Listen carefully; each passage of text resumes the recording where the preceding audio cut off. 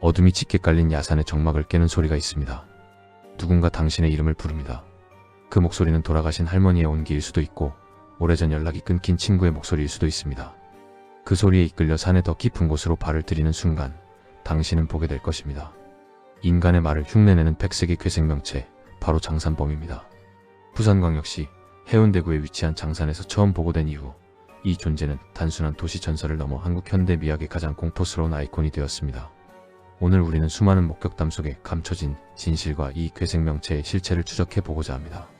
이것은 단순한 헛것일까요? 아니면 우리가 아직 발견하지 못한 미지의 포식자일까요? 기록과 증언이 가리키는 그 기이한 흔적들을 지금부터 하나씩 파헤쳐 보겠습니다. 부산 해운대구에 위치한 장산은 도심 속에 자리 잡은 허파와 같은 산입니다. 해발 630m에 그리 높지 않은 산이지만 이곳은 예로부터 영험한 기운이 흐르는 곳으로 알려져 왔습니다. 장산은 사만시대에 존재했던 장산국이라는 소국의 터전이기도 했습니다. 오랜 세월 인간의 역사와 함께 해온 이 산은 그만큼 깊은 원한과 신비로운 설화들을 품고 있습니다. 군사시설이 밀집해 있어 민간인의 출입이 오랫동안 통제되었던 구역이 존재하며 억새밭과 거친 암석지대가 조화를 이루는 독특한 지형을 가지고 있습니다. 사람들의 발길이 닿지 않는 깊은 골짜기와 동굴들이 산 곳곳에 숨겨져 있어 미지의 생명체가 몸을 숨기기에 최적의 조건을 갖추고 있습니다. 특히 장산의 너덜컹지대는 거대한 바위들이 불규칙하게 쌓여 있어 그 틈 사이로 무엇이 숨어 있는지 인간의 눈으로는 도저히 확인할 수 없습니다. 장산범이라는 명칭이 대중에게 각인된 것은 2010년경 인터넷 커뮤니티를 통해서였습니다. 하지만 노인들의 증언에 따르면 훨씬 이전부터 이 산에는 하얀 털을 가진 호랑이가 산다는 소문이 돌고 있었다고 합니다. 장산범의 외형에 대한 목격담은 놀라울 정도로 일관적입니다.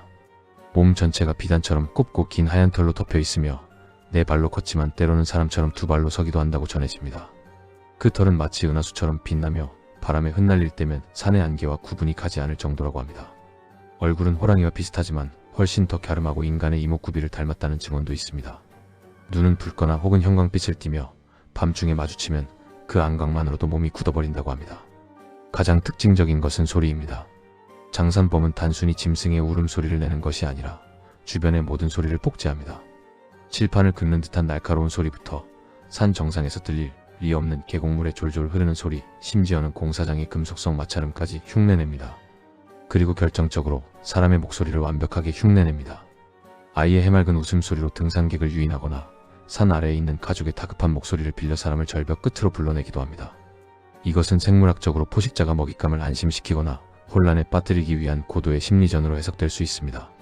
목격자들은 하나같이 입을 모아 말합니다. 그 목소리는 귀로 들리는 것이 아니라 마치 머릿속으로 직접 파고드는 것처럼 선명했다고 말입니다. 첫 번째 사례는 장산 인근 마을에 거주하던 한 남성의 증언입니다. 비가 내린 직후 안개가 자욱하게 낀 어느 늦은 밤, 그는 집 뒤편 숲에서 누군가 자신을 부르는 소리를 들었습니다. 분명 방 안에서 자고 있어야 할 아내의 목소리였습니다. 남편아, 여기 좀 봐봐 하고 부드럽게 속삭이는 소리에 그는 홀린 듯 숲을 향해 손전등을 비추었습니다.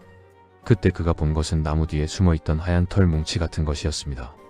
손전등 빛이 닿자마자 그것은 순식간에 절벽 위로 뛰어 올라갔고 그 움직임은 인간이나 일반적인 짐승의 속도를 훨씬 뛰어넘었다고 합니다. 더욱 소름 끼치는 것은 그것이 사라진 후에도 아내의 목소리가 산 위쪽에서 멀어져가며 들려왔다는 사실입니다. 두 번째 사례는 등산 동호회 회원들이 단체로 겪은 일입니다. 억새밭이 펼쳐진 평원을 지나던 중 뒤처진 일행의 목소리가 뒤에서 계속 들려왔습니다. 잠깐 쉬어가자, 다리가 너무 아파 라며 동료의 이름을 부르는 소리에 앞서가던 이들은 걸음을 멈추었습니다. 하지만 뒤를 돌아보았을 때 그곳에는 바람에 흔들리는 억새들 뿐 아무도 없었습니다. 나중에 하산한 뒤 확인해보니 소리가 들렸던 당시 그 동료는 이미 한참 앞서가고 있었다는 사실이 밝혀졌습니다. 이런 목격담들은 장산에 국한되지 않고 경상도 일대와 강원도, 경기도에서도 보고되기 시작했습니다. 일부 목격자들은 장산범이 이동할 때 마치 공간을 건너뛰는 것처럼 보였다고 말하며 이 존재가 물리적인 생명체를 넘어선 무언가임을 시사했습니다. 그렇다면 장산범의 실체는 무엇일까요? 첫 번째 가설은 야생 동물의 오인과 변종의 출현입니다. 심한 알비노 현상을 겪는 멧돼지나 유기된 대형견, 혹은 한국에서는 멸종된 것으로 알려진 표범이나 살개 변종일 가능성입니다. 하얀 털은 어두운 산 속에서 아주 작은 빛도 반사하여 실제보다 훨씬 더 크고 기이하게 보일 수 있습니다. 특히 살기나 수리부엉이 같은 야행성 동물의 울음소리는 가끔 인간의 비명이나 어린아이의 울음소리와 흡사하게 들릴 수 있습니다. 두 번째 가설은 초음파와 뇌의 착각입니다. 일부 학자들은 산의 특정 지형에서 발생하는 저주파나 초음파가 인간의 뇌에 간섭을 일으켜 환각과 환청을 유발한다고 주장합니다. 극심한 피로 상태에서 고립된 산행을 할 때 뇌는 생존을 위해 주변의 소리를 가장 익숙한 소리로 치환하여 해석하려는 경향이 있습니다. 이것이 파레이돌리아 현상과 결합하여 장산범이라는 구체적인 형상을 만들어낸다는 것입니다. 하지만 여러 명이 동시에 같은 형태를 목격하고 똑같은 소리를 들었다는 증언 앞에서는 이 과학적 가설도 힘을 잃습니다. 세 번째 가설은 민속학적 관점의 역물설입니다. 우리 조상들은 호랑이를 산신령의 사자로 받들었습니다. 그 중에서도 흰 호랑이는 영험한 힘을 가진 존재로 여겨졌지만 반대로 사람을 홀려 파멸로 이끄는 악한 기운의 상징이기도 했습니다. 장산범은 고대부터 전해 내려온 창귀의 현대적 변형일지도 모릅니다. 창귀란 호랑이에게 잡아먹힌 영혼이 호랑이의 수하가 되어 다른 사람을 유인한다는 전설입니다. 장산범이 사람의 목소리를 흉내내는 것은 그에게 희생된 영혼들이 내는 소리라는 해석입니다. 장산범은 이제 단순한 괴담을 넘어 하나의 문화적 현상이 되었습니다. 영화와 웹툰 등 다양한 매체에서 장산범을 다루면서 대중의 공포는 더욱 구체화되었습니다. 일각에서는 이것을 현대인의 불안이 투영된 사회적 현상으로 보기도 합니다. 복잡한 도시 생활에서 벗어나 자연으로 돌아가고 싶은 욕구와 그 자연이 주는 근원적인 거부감이 충돌하여 만들어낸 허상이라는 분석입니다. 여전히 장산의 깊은 밤을 지키는 이들은 말합니다. 카메라 렌즈에는 잡히지 않지만 분명히 존재하는 시선이 있다고 말입니다. 최근에는 적외선 카메라에 포착된 기이한 하얀 형체의 영상들이 인터넷을 달구기도 했습니다.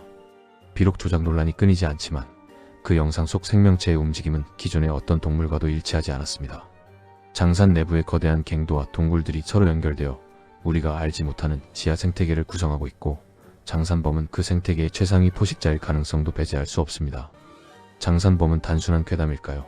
아니면 우리가 아직 이름 붙이지 못한 미지의 실체일까요? 수많은 이들이 그 존재를 목격했고 그 소름 끼치는 경험을 증언하고 있습니다.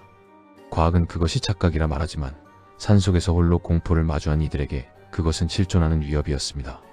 우리는 아직 자연의 모든 것을 다 알지 못합니다. 우리가 문명의 불빛 아래에서 안온하게 잠든 사이 산의 어둠 속에서는 우리가 이해할 수 없는 법칙을 가진 존재들이 숨을 죽이고 있을지도 모릅니다. 만약 당신이 깊은 밤 홀로 산길을 걷다가 등 뒤에서 너무나 익숙한 목소리를 듣게 된다면 어떻게 하시겠습니까? 그 목소리가 당신을 애타게 부르더라도 혹은 도움을 요청하더라도 절대로 뒤를 돌아보지 마십시오. 당신이 마주하게 될 것은 당신이 사랑하는 사람이 아니라 당신의 영혼을 노리는 하얀 털의 포식자일 수도 있기 때문입니다. 공포는 멀리 있는 것이 아니라 바로 우리 곁에 가장 익숙한 소리로부터 시작됩니다.